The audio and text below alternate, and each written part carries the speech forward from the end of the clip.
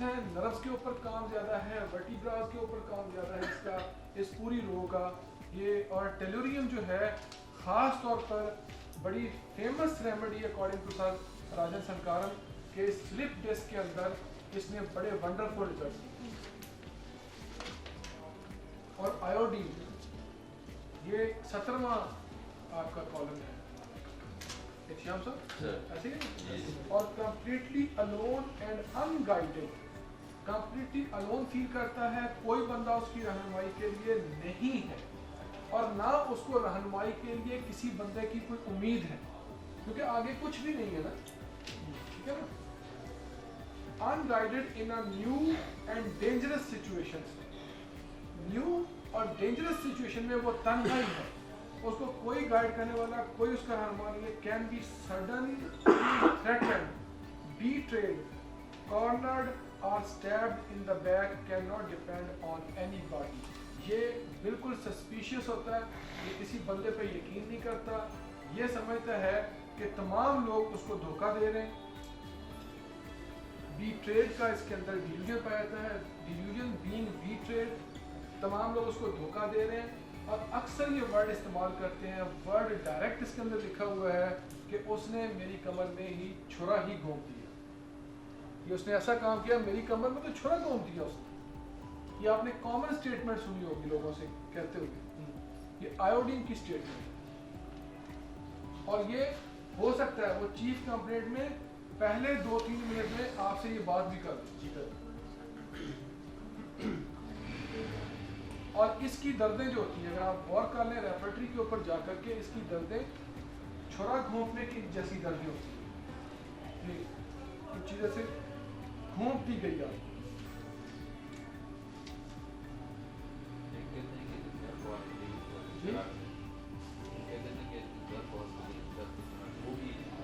क्या कह रहे हैं? इस घर को आग लग गई, इस घर में चढ़ा, तो ये भी यही चीज़ पता कोई है इसका, वही है, मतलब ऐसा ही अपनों से नुकसान हो वो नहीं नहीं,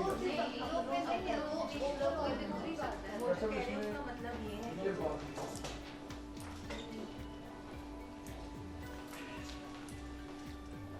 ये नहीं है, धोखे का मतलब इसमें धोखे का मसला है। अच्छा, ये धोखा जो है ये इसका डिल्यूजन है, ऐसा है नहीं, ऐसा है नहीं इसके साथ, ये इसका अपना वहम है। और ये खुद इतना अच्छा नहीं होता, मैं बताऊंगा आपको, आयोडीन खुद इतना अच्छा नहीं होता, ये बड़ा वसीला होता है, इसके उससे कि सारे मसाइल होते हैं। सर इसमें जो ये खौफ होता है ना कि बस जब ये चीज़ों को ला करके कई दफ़ा देखते हैं कि लग नहीं लगा या किसी नहीं लगा, तो उसको लगता है ना कोई उठा ले, कोई चुरा ना ले, वो सारा कुछ इस तरह के कोई धोखा ना दे दे मुझे, ठीक है ना। Can not depend on anybody, किसी बंदे पे यकीन नहीं करता, ठीक है। ज़ीनोन, I am content with creativity, तो जो कुछ कर रहा मैं कर लिया ना, पीछे बात सब ठीक है, खुश हूँ, बहुत कुछ कर लिया, ये बात साहब आराम से मन से, और अगर बच्चे कुछ खिलाने हैं छोटे, ठीक है ना। अब मुझे कोई जरूरत नहीं, बस खत्म, ठीक है ना, इसमें कोई परेशानियां नहीं होती। तो ये ऐसे होता है, जिन पेशेंट्स को आपने लगाया वो ना इस काम पर, वो आपको फिर ये नहीं देखे आप कहाँ हैं, किस वक्त क्या कर रहे हैं, अभी भी कार्ड आ रही है। तो वो पेशेंट है मेरा एक, वो कहेगा फ़ोन करेगा मुझे, अभी वो बीबी है कुछ पूछेगी मुझसे, चार रस ले सकती मेरी सुबह सुबह कॉल देती, मैं सोया था, चार रस ले सकती, मैं कह जी जा, अरे बस यही पूछना थी, अरे माजरत हूँ तकलीफ दी थी, मैं कह ठीक। 11 बजे फ़ोन आया, अच्छा गाजर का जूस पी सकती हूँ, मैं कह जी हाँ जी पी सकती है, अच्छा बस यही पूछना थी, ठीक है, मैं कहा ठीक है।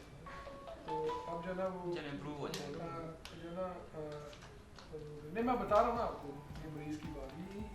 इस तरह के मरीज़ मेरे पास। अच्छा फिर क्या आती है जी, दोपहर को खाना खाने लगी जब,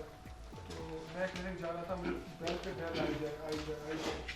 मुझे पता नहीं कौन है बंदा, मैंने फ़ोन सुना, मैंने कहा क्या मसला है आपका, कह रही डॉक्टर साहब पहले तुम दसो ना, फ़ोन करो चुक के मिल जाओ,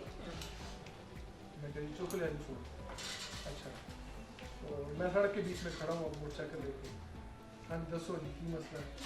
डॉक्टर साहब मैं ਬੱਚੇ ਨੇ ਬਣਾਇਆ ਚਿਕਨ ਦਾ ਸ਼ੋਰਬਾ ਤੁਸੀਂ ਮਨਾ ਕੀਤਾ ਸੀ ਚਿਕਨ ਮੈਂ ਚਿਕਨ ਨਹੀਂ ਖਾਂਦੀ ਸ਼ੋਰਬੇ ਨਾਲ ਰੋਟੀ ਖਾ ਲਵਾਂ ਮੈਂ ਕਿਹਾ ਜੀ ਸ਼ੋਰਬਾ ਨਹੀਂ ਤੁਸੀਂ ਖਾਓ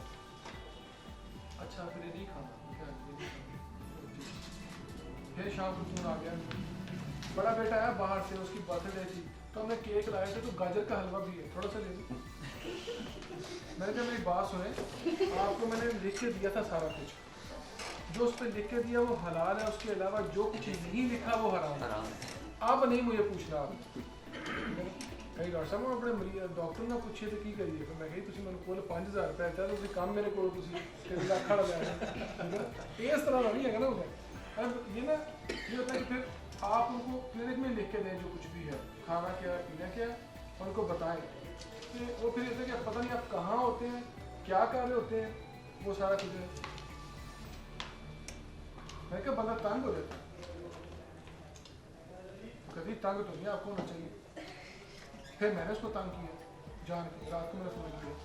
रसोई खाने के सामान मैं कैसी तबीयत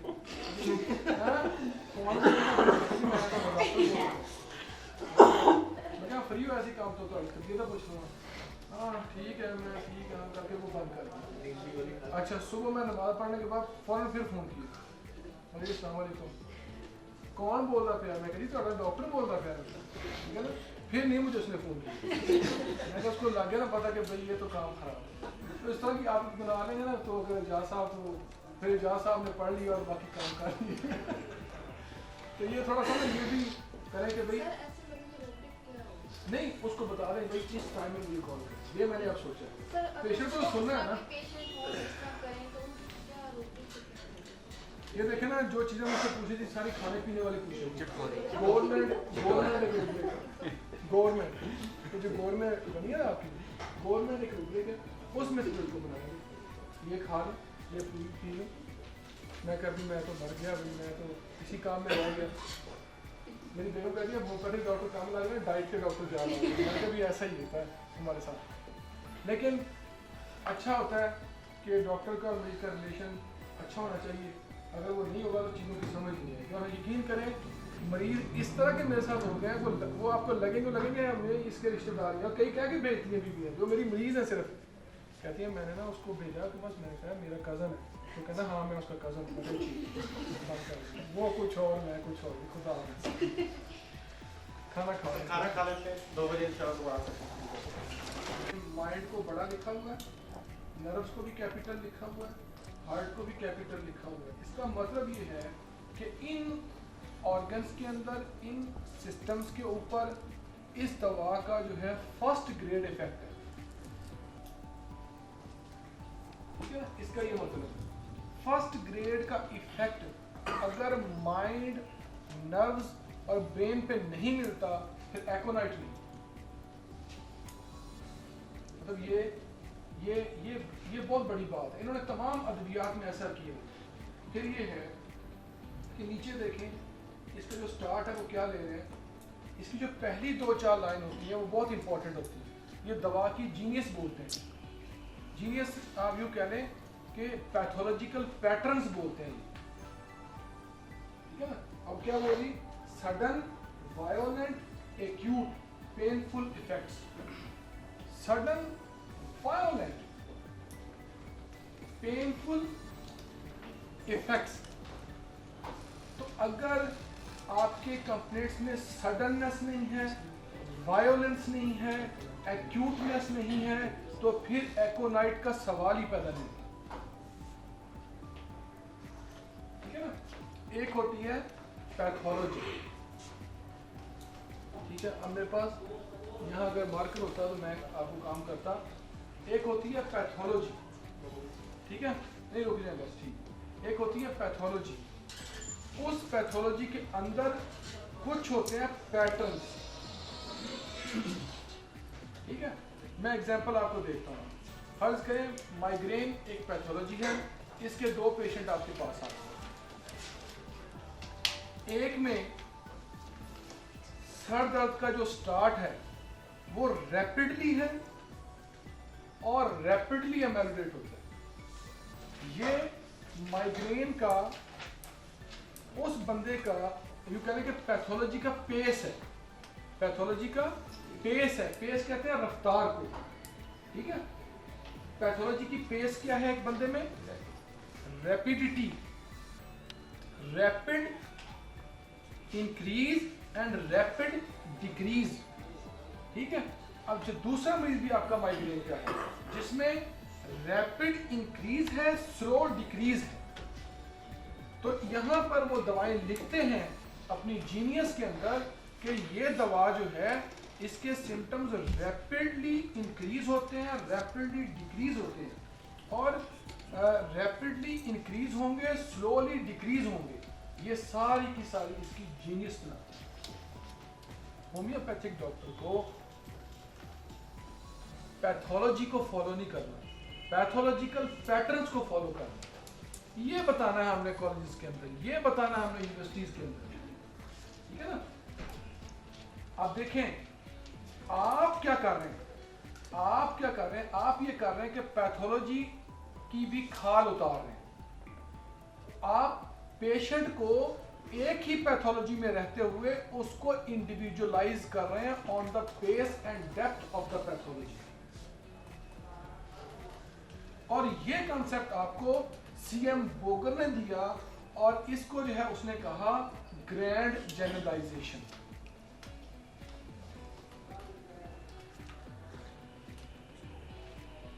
ठीक है, जब पेशेंट कोई पैथोलॉजी लेके आता है हमारे पास, कोई डिजीज लेके आता है, उसको आप उसके आप सेंसेशन देखें, जो भी हमारा पैटर्न है सेंसेशन के मुताबिक वो जरूर करें, लेकिन उसको ग्रैंड जनरलाइज भी करें कि इसका कौन सा सिस्टम प्रॉब्लम में है, इसकी मोडालिटीज क्या हैं, इसका उस सिस्टम के अंदर जो सिम्टम्स हैं उनका पैटर्न क्या है। That is important, not the pathology. और ये चीज जो है आपकी क्या करेगी, आपको गलती से बचा लेगी, गलती से बचा लेगी। एलोपैथिक डॉक्टर ने भले ही उसका थोड़ा सा डायग्नोसिस गलत कर दिया हो, लेकिन जब आप पैटर्न्स ले लेंगे आप सही चलेंगे, आपने गलती कोई नहीं की, ठीक है ना। उनको पैथोलॉजी जाननी इसलिए है कि उन्होंने सिर्फ माइग्रेन का नाम सुनते ही दवा प्रेस्क्राइब करनी है। ऐसा ही है ना, आपको ऐसा नहीं करनी। माइग्रेन की बहुत सारी दवाइयां आपके पास मौजूद है। इसका मतलब क्या हुआ, अगर आपकी किसी रूब्रिक में 50, 60, 70 दवाएं माइग्रेन की हैं, तो इसका मतलब यह हुआ कि 50, 60, 70 किस्म के माइग्रेन होते हैं। ऐसा ही है ना। तो आप उसको एक तो सिम्टम्स पे इंडिविजुअलाइज करते हैं, पैथोलॉजिकल इंडिविजुअलाइज करेंगे पैथोलॉजिकल पैटर्न से। एक मरीज है जिसको सर दर्द, सूरज के